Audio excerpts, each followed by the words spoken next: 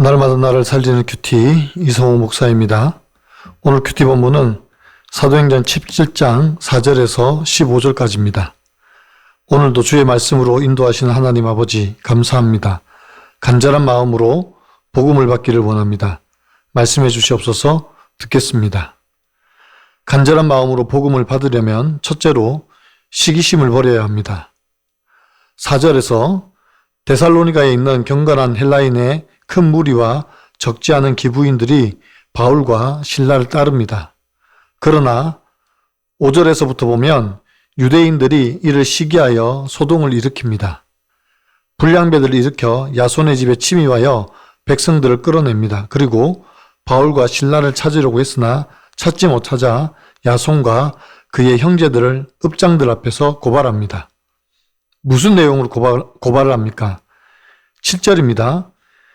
야손이 그들을 맞아 들였도다. 이 사람들이 다 가이사의 명을 거역하여 말하되 다른 임금 곧 예수라 하는 이가 있다 하더이다 하니 라고 합니다.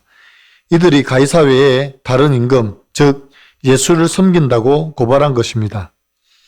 8절과 9절에서 이 고발을 들은 무리와 읍장들도 소동을 합니다. 그러나 그들은 야손과 그의 형제들을 보수금을 받고 놓아줍니다. 바울의 복음을 들은 사람들이 대부분 헬라인들이었습니다. 그리고 이들은 복음을 듣고 바울과 실라를 따릅니다. 그런데 유대인들은 이것이 못마땅합니다. 지금 유대인들은 자신들의 종교가 위협받고 있다고 생각합니다. 그리고 그들의 입지가 약해졌습니다. 원래 회당은 유대인들이 사용하는 공간입니다. 그런데 거기서 바울과 실라가 새로운 교훈을 가르칩니다. 즉 유대인들에 의해 십자가에 못 박혀 죽은 예수가 그리스도라고 가르칩니다. 그런데 이 복음을 들은 헬라인들이 유대인들에게서 돌아서서 새로운 가르침을 따릅니다. 그래서 유대인들은 못마땅하고 시기하고 있는 것입니다. 만일 유대인들에게도 복음이 들려졌다면 그들이 예수를 그리스도로 인정했다면 이런 소동이 일어나지 않았을 것입니다. 우리도 마찬가지입니다. 세상이 자기를 돌아보고 죄를 고백하며 구원의 은혜를 경험한다면 지금처럼 교회를 향하여 소동하지도 않고 시기하지도 않을 것입니다. 적용 질문입니다. 다른 사람이 영적으로 성장하거나 은혜 받는 것을 볼 때 나는 함께 기뻐합니까? 아니면 유대인들처럼 시기하는 마음이 생기지는 않습니까? 지금 내가 시기하는 사람은 누구입니까? 그 이유는 무엇입니까? 간절한 마음으로 복음을 받으려면 둘째로 날마다 성경 말씀을 가까이 해야 합니다. 날마다 하나님의 말씀을 가까이 하는 것이 무엇입니까? 바로 큐티입니다. 큐티의 유익이 무엇이죠? 큐티의 유익은 매일 하나님의 말씀을 가까이 할 수 있다는 것입니다. 그리고 그 말씀으로 나를 비추어 보고 나를 돌이키게 하는 것입니다. 하나님의 말씀은 나의 삶을 비추는 거울입니다.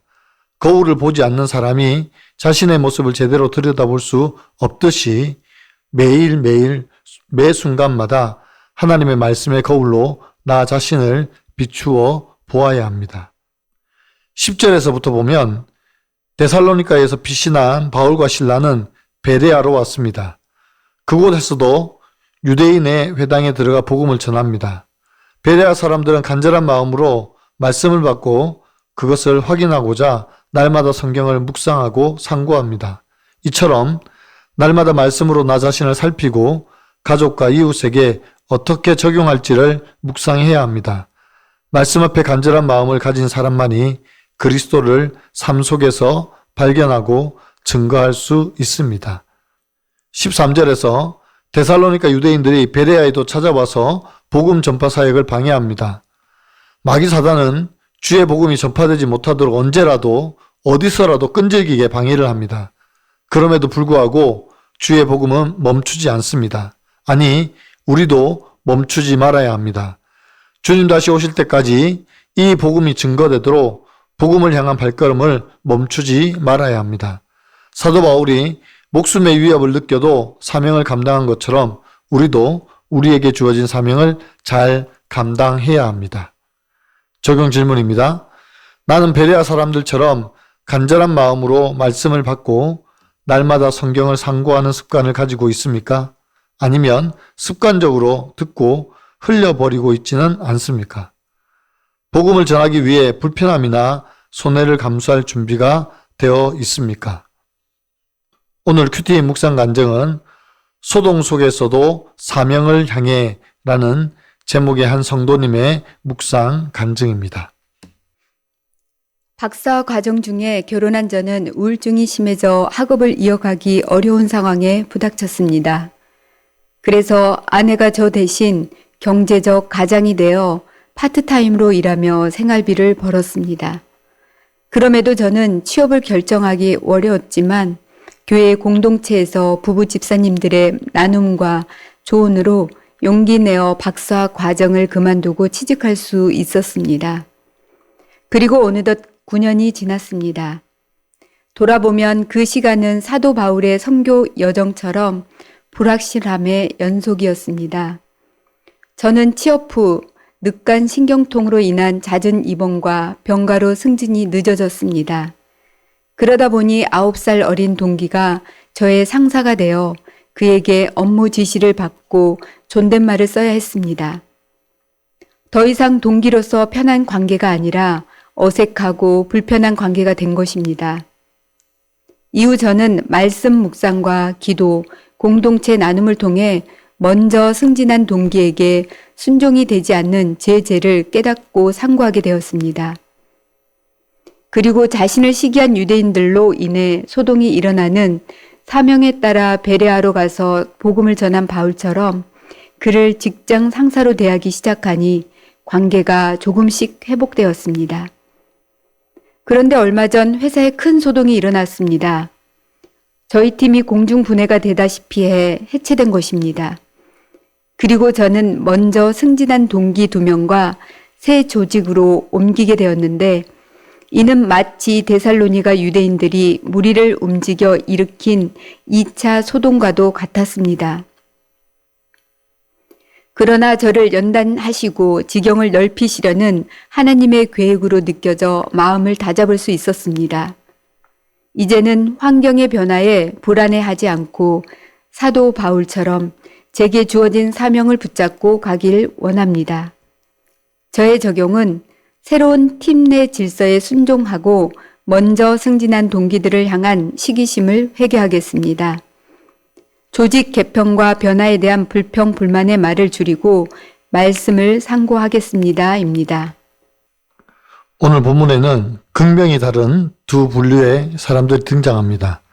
하나는 바울과 실라를 시기하고 소동하는 유대인들이고 하나는 간절한 마음으로 말씀을 받아 날마다 상고하는 베레아 사람들입니다. 지금 나는 어디에 서 있습니까? 우리는 베레아 사람들처럼 말씀을 사모하고 날마다 성경을 펼쳐 진리를 확인하며 순종으로 반응하는 성도가 다 되시기를 간절히 바랍니다. 지금까지 습관적으로 예배에 앉아 있었다면 이제는 말씀을 듣고 생각하며 내가 들었던 그 말씀이 그런가 하여 상고하며 또 그 말씀을 내 가족과 이웃에게 어떻게 적용할 것인가를 묵상하며 살아가는 저와 여러분이 다 되시기를 바랍니다. 그래서 말씀으로 변화된 나의 삶과 모습이 복음의 불씨가 되어 많은 사람들을 구원해내는데 쓰임받는 성도들이 다 되시기를 간절히 축원합니다. 기도드립니다. 사랑하는 주님, 오늘 말씀을 통해 베레아 사람들의 아름다운 신앙을 보여주시니 감사합니다. 주님, 우리가 얼마나 말씀에 무감각하게 살아왔는지 습관적으로 예배드리고 형식적으로 성경을 대했는지 고백합니다. 다른 사람이 은혜 받고 성장하는 것을 보며 함께 기뻐하지 못하고 시기했던 우리의 좁은 마음을 용서하여 주시옵소서. 주님, 이제는 베레아 사람들처럼 간절한 마음으로 말씀을 받는 우리가 되게 하여 주시옵소서.